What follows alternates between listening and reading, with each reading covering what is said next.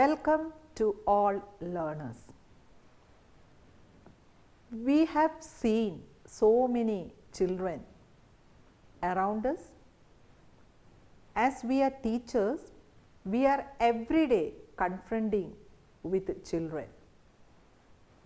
Do we think that all the children have got the same childhood experiences? It's not at all. The experiences of children in their childhood stage is differing from individual to individual. And more than that, whether we know about the term child, how do we define the term child? In today's session, we are going to discuss about the concept of child in different perspectives. In this video, we will deal with the following main points such as different perspectives of childhood. These perspectives, which are classified as anthropological perspective, historical perspective, sociological perspective, cultural perspective, and the last point, that is concept of child in different perspectives. While going through this video, you should be able to develop understandings about the different perspectives of childhood and also to recognize the meaning of the term child. Let me go through the notion of child. A child has been defined as any person below a notional age of majority, but this has been variously interpreted. There have been many differences throughout history in the ways that societies have come to recognize the exact beginning and end of childhood. Childhood is also conceptualized as a process of development toward adulthood. In the 19th century, childhood began to be mapped out as a series of developmental stages that determine the character of the adult individual. When we think of different perspectives of childhood, it's better to classify the perspective as anthropological perspective, sociological perspective, historical perspective, and cultural perspective. Let me see what's the term childhood means in anthropological perspective. When we go through this anthropological viewpoint, we can see that in anthropological perspective, children are treated as small adults in the making. Here we can see that in our society, more than that, the family, which is the basic unit of social organization, we consider children as to observe and learn the practices, the cultural experiences, the cultural practices that is going on in our home.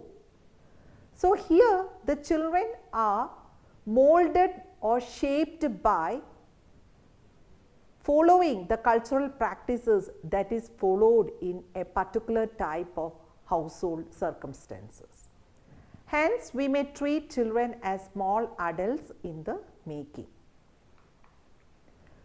When we look at the picture, we can see that how the children are depicted in paintings. Look at their dress. Their dress are looking like the attire of an adult, and their personality, how they are feeling, their facial expression, everything is similar like adult. Though in physical appearance, it seems like child, but the other facets of their appearances reveal that they are really adults.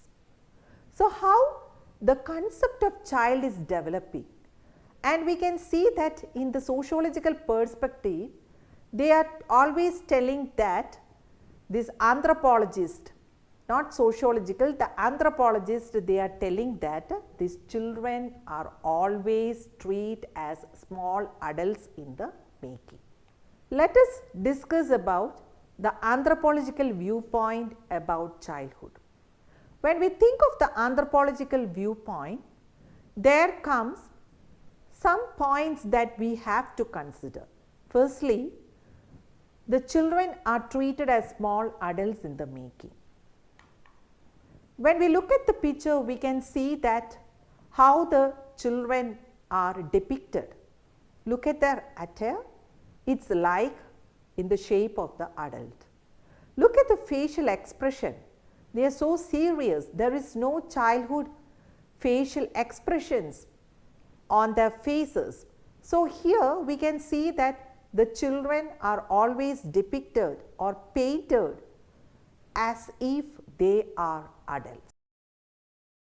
Secondly, we can see that children's personalities are understood as natural reactions of the anxieties and cultural aspects in which they grow up with. So here in the day-to-day life, the children are coming up with different anxieties and their cultural aspects are also differing. They are imitating the cultural aspects, hence we can see that the children's personalities, they are always depicted as if the result of the natural reactions. Thirdly, childhood socialization is a process by which norms, attitudes, ways of thinking and values of society are acquired by children to enter the next stage of development. So here we can see that the socialization process is an important aspect, and in this we can see that how the norms, attitudes, ways of thinking and how the societal norms are acquiring by the children, and by following they will enter the next stage of development. And the next point when we look, we can see is that childhood is viewed in terms of developmental niche. What does we mean by the term developmental niche? Developmental niche means that the framework for examining the cultural structuring of the microenvironment of the child. It also tries to explain the environment in terms of child's viewpoint and to understand the process of development and acquisition of culture. That is the meaning of developmental niche. And in this developmental niche, there are three components that is very much important. And when we look at the three components, the first component deals with the physical and social settings in which the child lives, the customs of child care and child rearing, and the psychology of the caretakers. So these three components are important in the case of this developmental niche. When we think of the physical and social settings in which the child lives, we can see that it denotes the environment. We know that when we think of environment, we have to think in terms of the bioecological perspective. Which are the environment the child is going through? We can see that later on in another video we will discuss in detail about the different environments. And in the case of the child, we will think of the microsystem which is the immediate environment for the experiences of the child.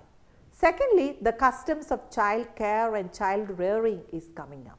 How the child is rearing up, what type of experiences they are having, and then the psychology of the caretakers. There comes the importance of the relationship between the child and the caretakers. The caretakers may be parents or any other caregivers If it is in the situation of an orphanage, we can see that the caretaker is different. And when we look at the next point of the anthropological viewpoint, that is the last point, some anthropologists view childhood itself as a cultural construction shaped by forces within as well as outside a single cultural community. So, what is happening is that a single cultural community is coming up.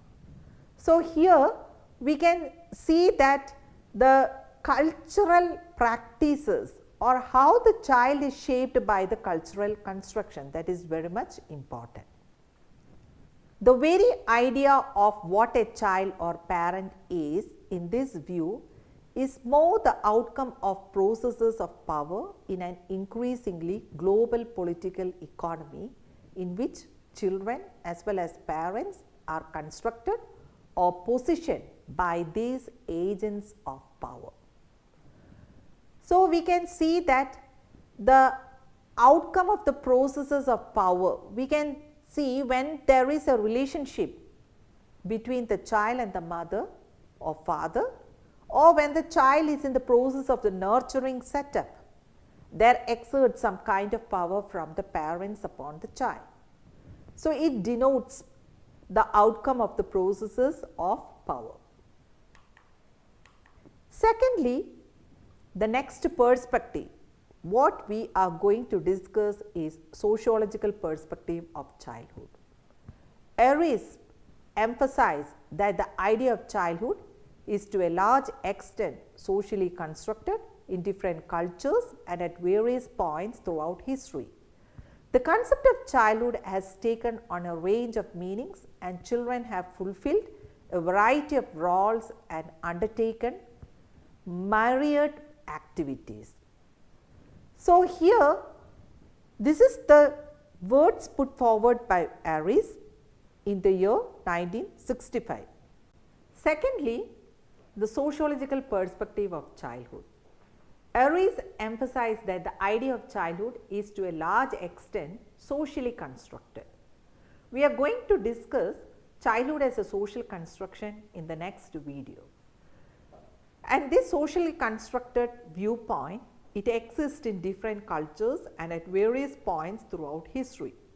The concept of childhood has taken on a range of meanings, and children have fulfilled a variety of roles and undertaken myriad activities. That is the words put forward by Aries in the year 1965.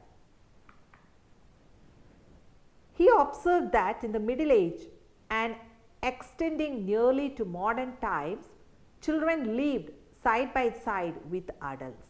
Once children grew beyond infancy, they engaged in the community around them, working alongside their adult counterparts. They lacked any distinctive way of dress or behavior that might set them apart from adults. Then comes the historical perspective of childhood.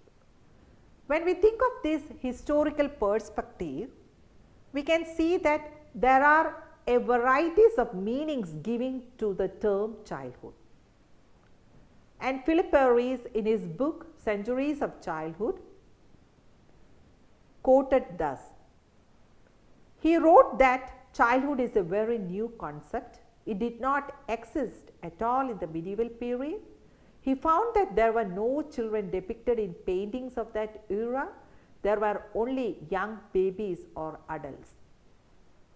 All those who were not babies were painted in adult dresses with adult body language and adult-like expressions.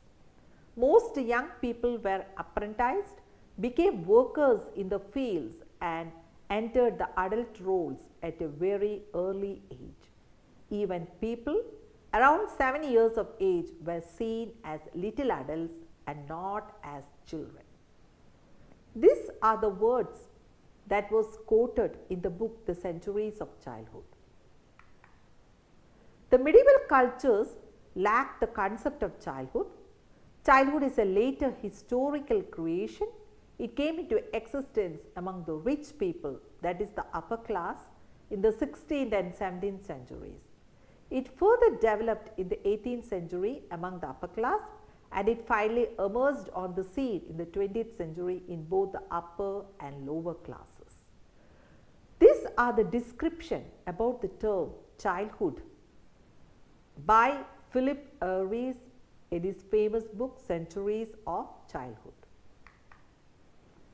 Next, coming to the cultural perspective of childhood, what we can see is that different cultures have given different meanings, as well as we can see a variation in children's social position and roles.